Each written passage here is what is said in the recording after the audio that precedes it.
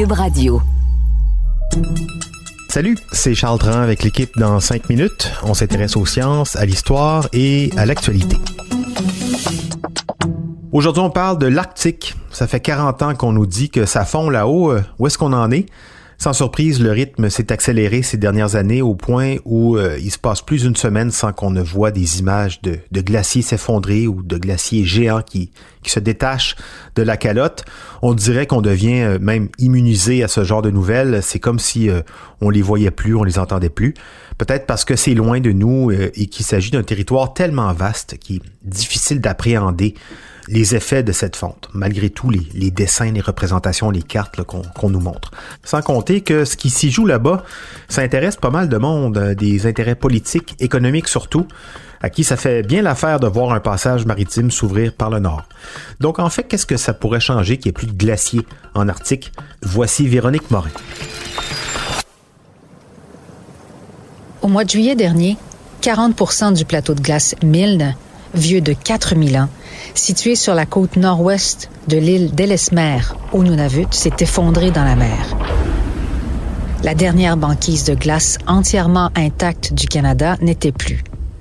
Et de l'autre côté de cette immense île de l'archipel arctique canadien, au point le plus au nord du Canada, les calottes glaciaires de la baie Saint-Patrick ont complètement disparu. Puis en septembre dernier, alors que le navire allemand, le Polarstern, terminait la plus importante mission de recherche en Arctique, la couverture de glace de la mer Arctique atteignait sa deuxième étendue, la plus petite jamais enregistrée. Le record était en 2012. Pour les chercheurs de cette mission appelée Mosaïque, il ne fait aucun doute que la glace se meurt.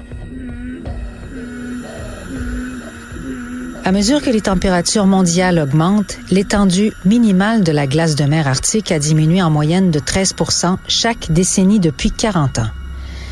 Et la glace qui reste est souvent plus mince et plus fragile qu'auparavant, ce qui la rend plus vulnérable à la fonte l'année suivante. Le continent arctique, d'une superficie de 21 millions de kilomètres carrés, l'équivalent d'un peu plus de 2 fois la superficie du Canada, est en train de fondre. Dans à peine 10 ans, l'océan Arctique pourrait perdre la quasi-totalité de sa glace pendant les mois les plus chauds de l'année, une transformation radicale qui bouleversera ses écosystèmes et de nombreuses communautés nordiques. Avec la perspective d'été arctique sans glace à l'horizon, les scientifiques s'efforcent de comprendre comment les résidents du Nord vont se débrouiller. Les 4 millions d'habitants de l'Arctique, dont 400 000 autochtones, ressentiront les effets les plus directs de la perte de glace.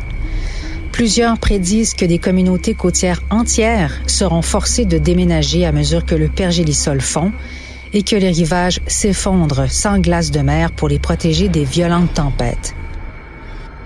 Et même à des milliers de kilomètres, nous sommes tous dépendants de cette glace qui contribue à réguler le climat des différentes régions du globe.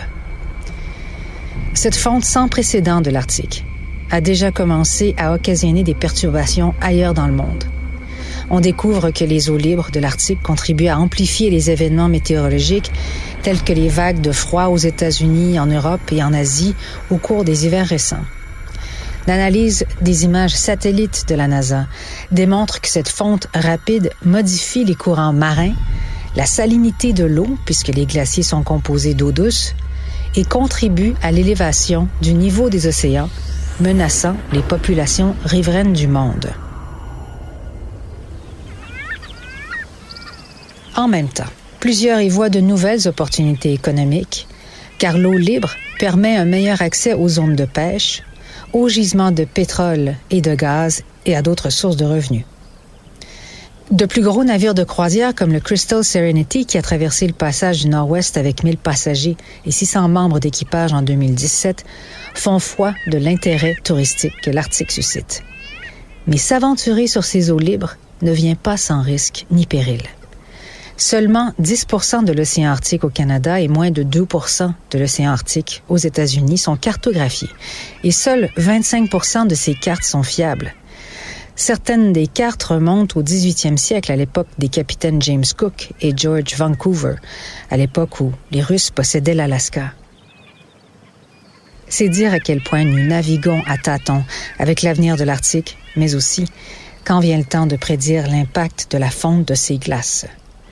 Dans le meilleur des scénarios, l'Arctique devrait connaître une augmentation de température de 4 à 5 degrés Celsius, selon la National Oceanic and Atmospheric Administration, NOAA, des États-Unis, qui admet que nous n'avons vraiment aucune idée de la façon dont cela va être perturbateur. Ouais, on parle souvent du principe de précaution. Là, c'est un peu tard. La fonte semble inévitable. Et c'est bien dommage, mais c'est pas une raison non plus pour appuyer sur l'accélérateur. Au contraire, l'idée ici serait d'en prendre acte et d'y aller plus prudemment, plus doucement, autant que faire se peut pour pas tout saccager là-bas. On est bon dans ça. Véronique Morin, merci. C'était en 5 minutes.